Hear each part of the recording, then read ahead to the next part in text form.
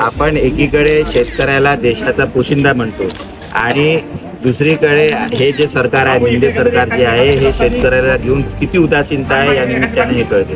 तुम्ही बघत असाल की आता पावसाचा मोसम चालू झालेला आहे. शेतकरी आपल्या हक्काच्या बियाण्यासाठी कृषी केंद्राकडे जात आहेत, पण कृषी केंद्राची अरेरावी जी आहे ती आता सातत्याने आमच्याकडे त्यांची कंप्लेंट घेऊन आमच्याकडे येत आहे आणि ते बघता जी काळाबाजारी, जी साठेबाजारी ही बियाण्यांची चालू आहे ती कुठेतरी थांबली पाहिजे आणि जो आमचा शेतकरी आहे त्याला जो त्याचा हक्काचा जे बियाणं आहे ते मिळालं पाहिजे. त्याकरिता आज आम्ही इथे कृषी केंद्रावर आलो, पण आम्हाला कृषी केंद्राकडनं पण जसं पाहिजे तसं उत्तर मिळालं नाही.